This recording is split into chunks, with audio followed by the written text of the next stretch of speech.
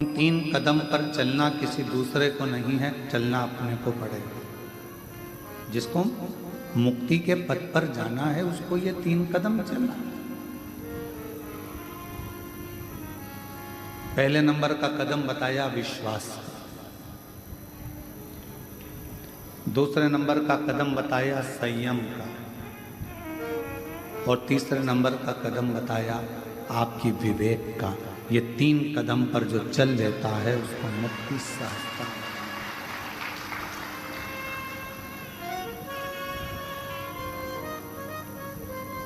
जन्म ले लिया, मृत्यु लोक में आ भी गए और मालूम पड़ा तुम्हारा विश्वास परमात्मा पर नहीं है। जिस पति के साथ तुम्हारी शादी हुई है, जिस लड़के के साथ तुम्हारा विवाह हुआ, उस पर तुम्हारा विश्वास नहीं। जिस पत्नी के साथ तुम्हारा विवाह हुआ, उस पत्नी के ऊपर तुम्हारा विश्वास नहीं। जिस बच्चे को तुमने जन्म दिया, उस बच्चे पर तुम्हारा विश्वास नहीं।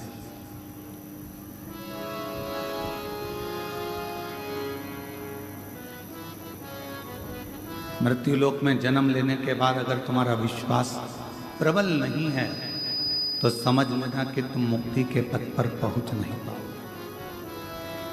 मुक्ति के पथ पर पहुंचने के लिए तुम्हारा विश्वास का होना बहुत जरूरी है, तुम्हारे भरोसे का होना बहुत जरूरी है।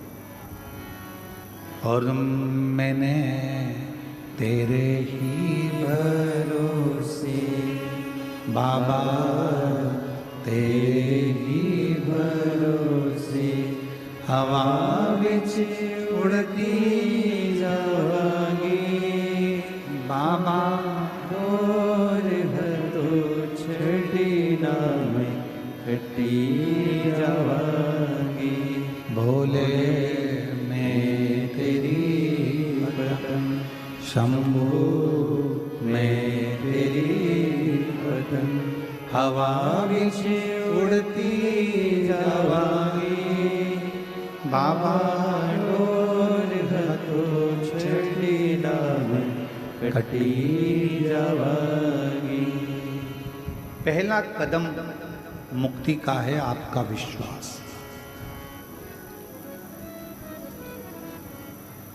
कितना विश्वास होना चाहिए?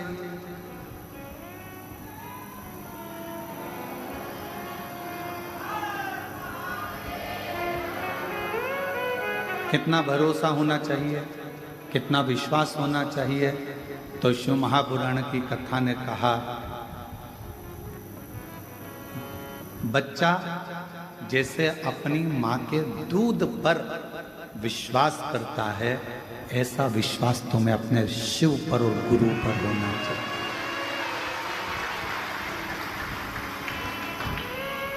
अब बच्चा अपनी माँ के दूध पर कितना भरोसा करता है जरा ध्यान देना। गोदी में है, आंख बंद है, दूध पीता जा रहा है। मतलब शिव पर और गुरु पर आंख बंद कर कर भरोसा करना कि मेरा शिव और मेरा गुरु मुझे मंजिल तक पहुंचा। बच्चे ने शंका नहीं करी कि मेरी माँ मुझे कहीं जहर का दूध तो नहीं पिला रही है, मेरी माँ कहीं मुझे कचरे का दूध तो नहीं पिला रही है, इसमें कुछ गंदगी तो नहीं है, ये कड़वा तो नहीं है, ये मीठा तो नहीं, ये फीका तो नहीं, इसमें जहर तो नहीं। बच्चे ने दूध पीना प्रारंभ करा और दूध पीते पीते बच्चा अपनी आंखों को भी बंद कर लेता, फिर आंख खोलता, फिर आंख बंद करता। कितना भरोसा एक बच्चे का अपनी माता के दूध पर होता है, उतना भरोसा एक व्यक्ति को अपने शिव पर और गुरु पर होना चाहिए।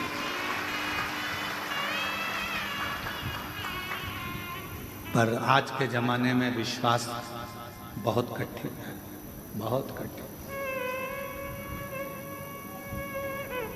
कितना बार लोग कह देते हैं मैं तुझे प्रेम करता हूँ, मैं तुझे प्रेम करता हूँ, मैं तुझे प्रेम करता हूँ, मैं तुझे स्नेह करता हूँ।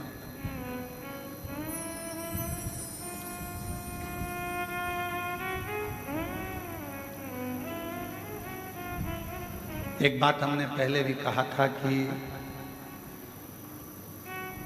प्रेम करना एक अलग विषय है, पर जिंदगी भर साथ देना एक अलग विषय है, बहुत अलग विषय। हो सकता है कि प्रेम में कभी ना कभी खटास आ जाए,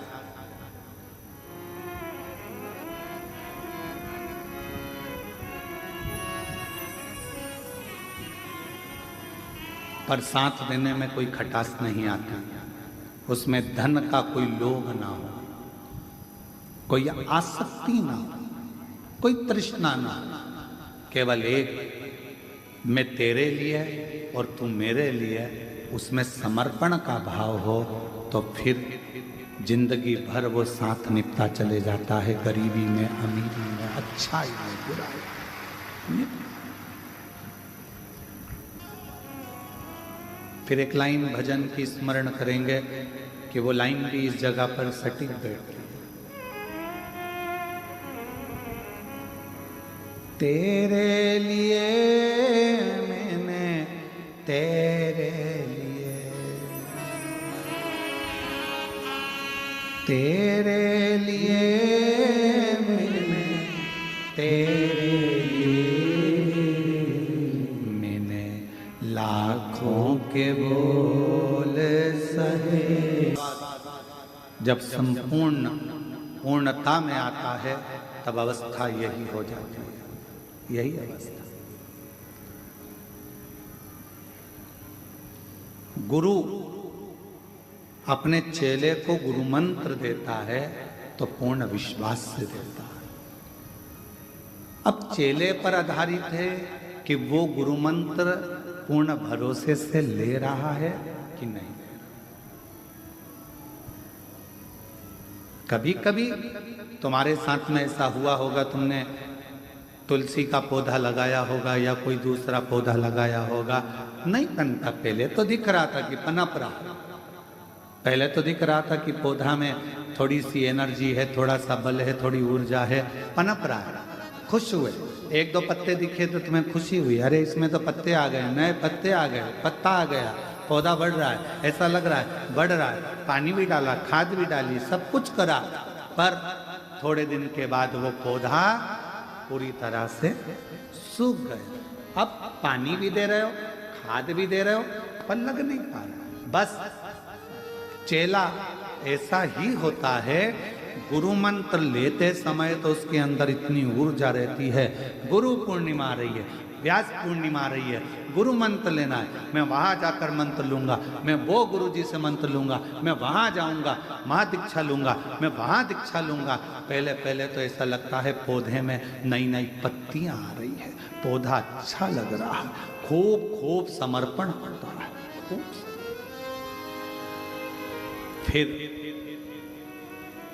किसी ने, जिस गुरु से तुमने मंत्र लिया और उसी गुरु की, जिस गुरु से तुमने दीक्षा ली, जिस गुरु के शब्द तुमने सुने, जिस गुरु के मुख से श्रेष्ठ वाणी तुमने सुनी, और उसी गुरु की जब लोग निंदा करने लगते हैं तो फिर अंदर से विश्वास टूटने लगता है, अविश्वास अपने अंदर प्रकट होने लगता है, फिर वो चेला रूपी पौधा सूखने लगता है। पर शिव महापुराण की कथा कहती है कि भगवान गुरु पूर्णिमा महोत्सव सबसे पहला अगर कहीं प्रारंभ हुआ है तो भगवान शंकर के दरवाजे से प्रारंभ हुआ।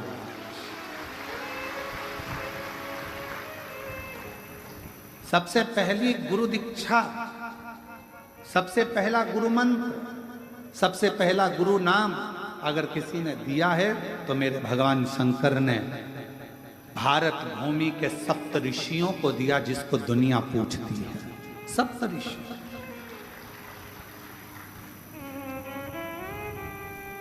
और उन सप्त ऋषियों को देकर कहा कि इस मंत्र का विस्तार करो।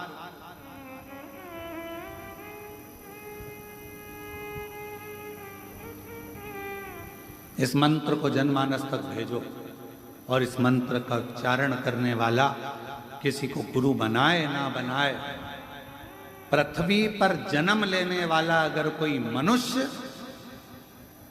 यदि षडाक्षर मंत्र को एक बार भी कान से सुन लेता है, ओम नमः शिवाय, इस मंत्र को यदि कान से सुन लेता है तो वो किसी का चेला बने चाहे ना बने, शिव कहते हैं वो मेरा शिष्य बन जाता है, वो मेरा शिष्य।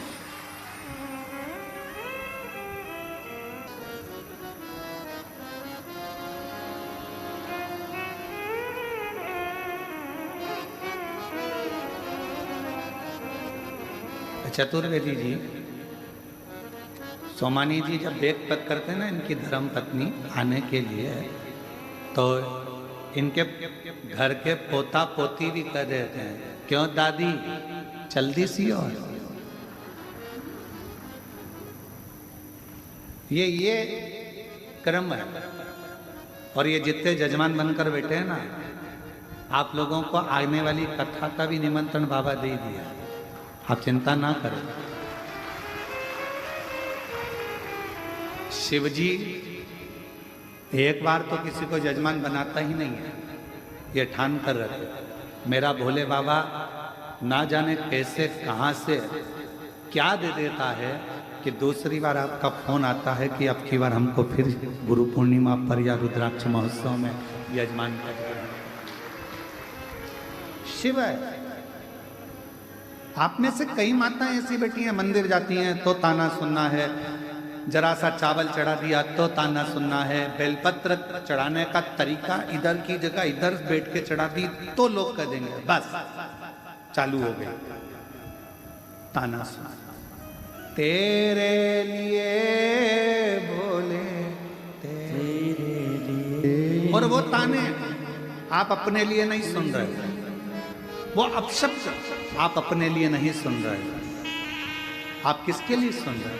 तेरे।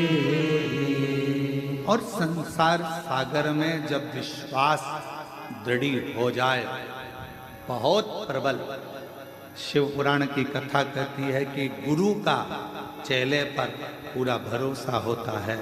जब गुरु मंत्र देता है, समझ लेना कि चेले का उस दिन दूसरा जन्म होता है, शिष्य का। एक शिष्य का दूसरा जन्म।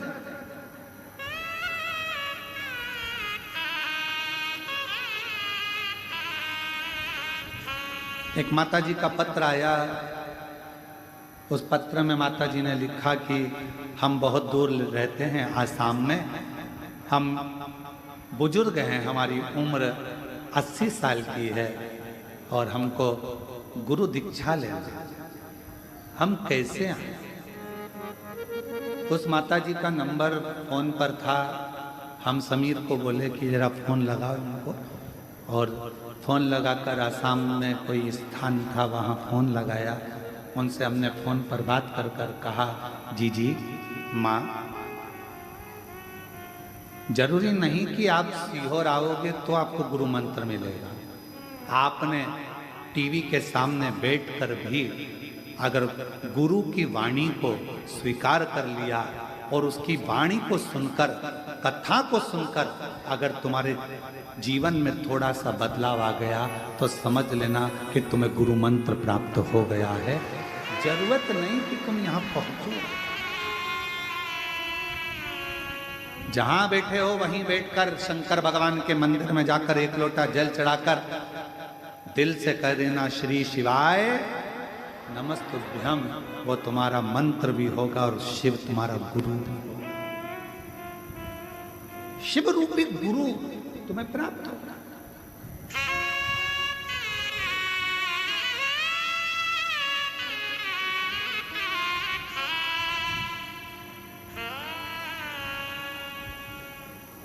फिर किसी ने एक बात कही कि गुरुजी एक बात बताओ, लोग कहते हैं पार्वती जी ने नंदी के कान में जाकर कहा था कि शंकर जी से मेरा विवाह हो जाए। कई लोग मंदिर में जाकर नंदी के कान में कहते हैं कि हमें शिव जी से कहना हमारे घर में आ जाए, 22/3 ये एड्रेस शंकर जी को बता देना, वो हमारे घर आ जाएंगे। क्यों गुरुजी? कान फूका जाता है तो इसी को मंत्र कहते हैं, गुरु मंत्र कहते हैं। तो माताएं तो रोज मंदिर में आके नंदी का कान फूकती हैं, तो क्या नंदी इनका चेला है? तो हमारा निवेदन है, नंदी इनका चेला है कि नहीं ये पता नहीं, पर नंदी उसका चेला है जिसके चेले पूरी दुनिया है, जिसकी पूरी दुनिया चेली है, उसका वो चेला।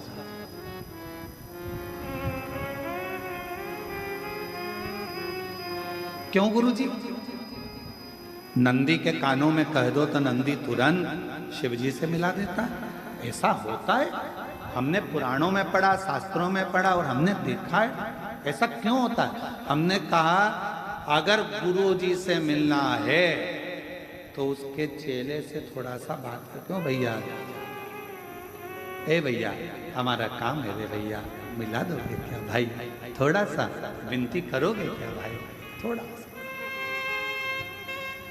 कहा। शिव से मिलना है, विधायक जी से मिलना है तो उनके असिस्टेंट से, मंत्री जी से मिलना है तो उनके असिस्टेंट से, मुख्यमंत्री जी से मिलना है तो उनके असिस्टेंट से, प्रधानमंत्री जी से मिलना है तो उनके असिस्टेंट से, कोई राजनेता सत्ताधारी से मिलना है तो उनके असिस्टेंट से मिलना पड़ेगा। उसी तरह शंकर से अगर अपना कोई मन की बात कहना है तो नंदी के कानों में जाकर कहना पड़ेगा, नंदी के कानों में जाकर। आप उससे कहो, वो सुनेगा।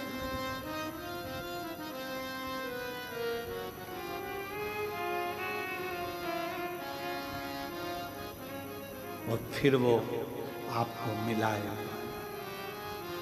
अपने इष्ट से।